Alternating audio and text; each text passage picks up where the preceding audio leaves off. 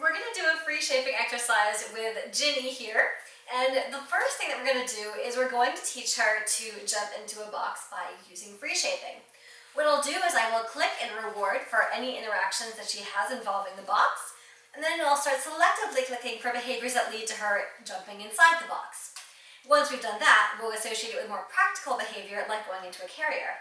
So, for starters, anything she does regarding the box will earn her rewards. So I'm going to take my treats, I'm going to hide them, and I'm going to wait for her to do something with the box.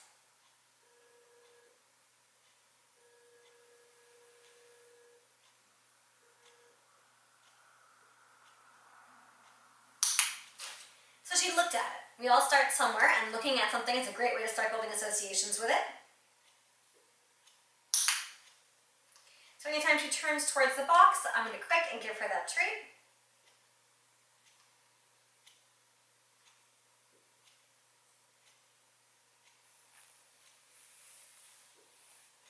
Now she's trying to figure out what she can do to earn more of those rewards. So I'm just going to wait patiently and ideally quietly until she does the next things that I'm looking for.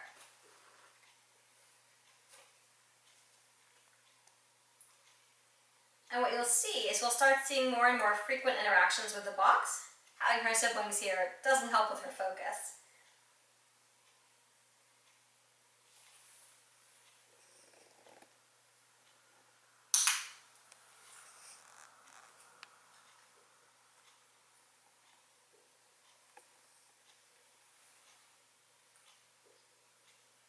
Let me get her brother out of the way here. Oh.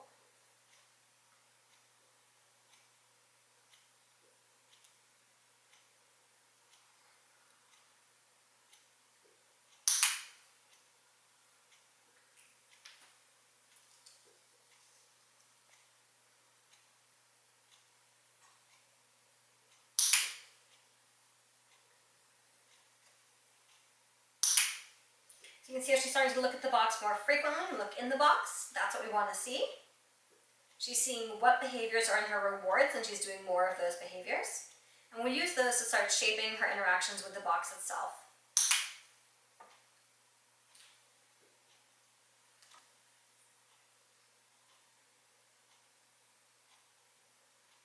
And considering she's distracted by her brothers and seeing the treats in front of them they haven't eaten, she's doing a very good job.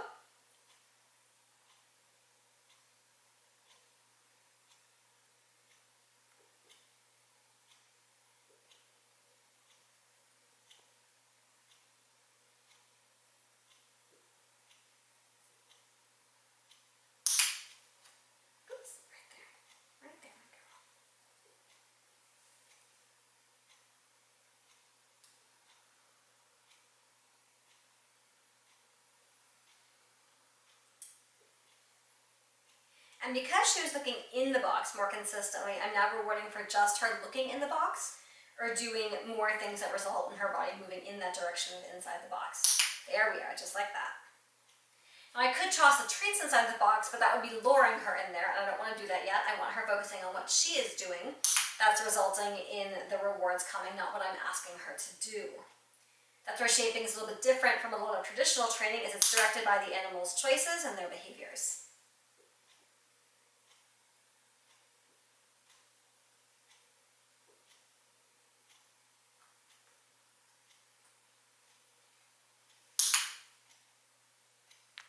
What I can start doing is waiting for longer interactions with the box where she spends more time looking in it, like that. So I'm not clicking the moment she looks over, I'm clicking for her looking at it longer and contemplating the inside of the box. There we are. Nice long duration there.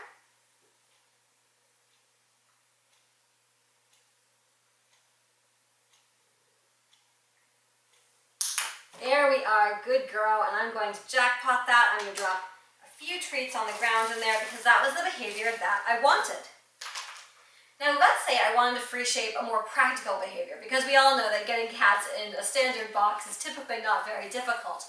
But what if I wanted my cat into a notoriously more challenging box, such as a carrier? So with the carrier, what I can do is I can take it apart so it's just a box. I can do the same sort of thing.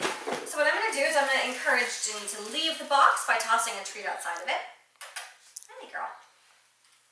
Right here. You didn't see it. Right there. There she is. She's out of that box. So I'll move that to the side. Now let's bring the carrier up front and see what she does with this. I'm actually going to turn it this way so she has access to the front if she wants it. And again, we're looking at the box. It's a great choice. Same game as before. Sorry, Katie. Here, let me right there. So same game as before. Any interactions with the box are good interactions with the box. And we'll see if this goes a bit faster. I'm suspecting it will.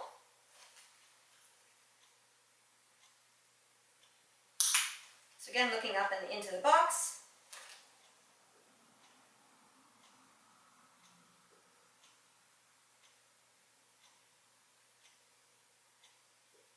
Oh, you're seeing crumbs on the ground. There we go.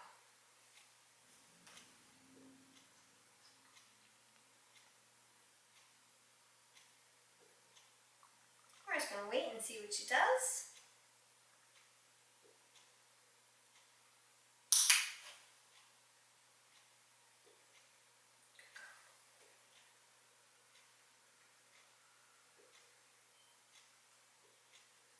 Good, waiting for that look in as opposed to just a look out. We're going to start building for duration like we did before. Good girl. Right there.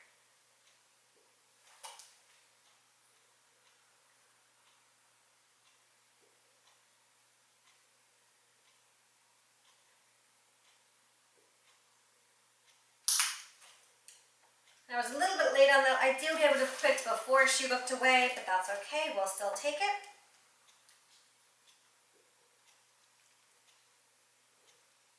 She heard the trees in my hand behind me. That's where she got distracted there, looking in the box. We're going to wait for a bit more interaction than that.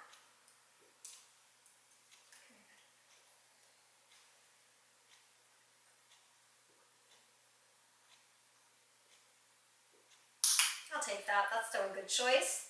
I want to make sure she doesn't get bored or frustrated, so if she's been a minute without getting a reward, I might interact for something, or I might reward for something more simple or not directly in line with what we're doing. And we'll save that one later, Kitty. Kitty is working on putting his paw in my hand to make nail trims easier, so he is offering that behavior right now. So she's rubbing against the carrier. That's not what I'm looking for. I'm looking for that, looking into the carrier.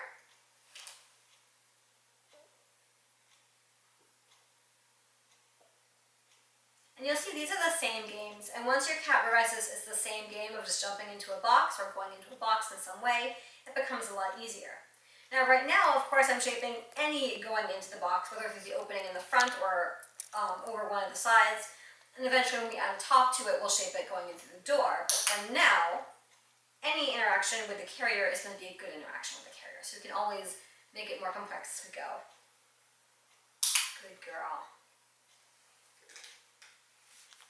And I bet we'll be jumping in just a moment. Hi, buddy. Hi, buddy. Hang on. Good girl. And that moved a little bit. I want to make sure that we don't get spooked by that, so I'm going to keep a hand on here.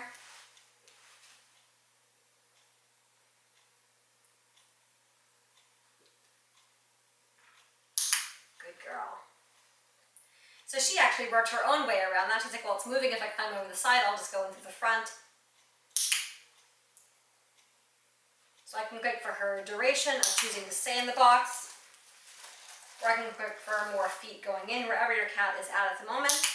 Choosing to stay in the box, I like that.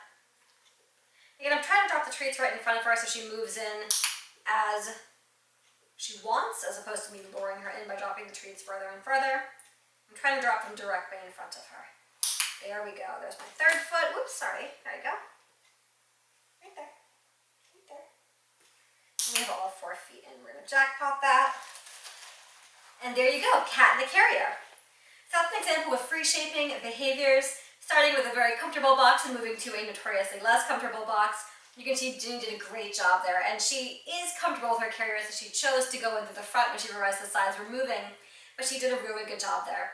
From there, you could add the top of the box as you wanted, and if your cat's uncomfortable with a visible carrier, you can always cover the top of the box with a towel so it looks more safe and more comfortable and less like a carrier. You would of course remove the metal door when you did that.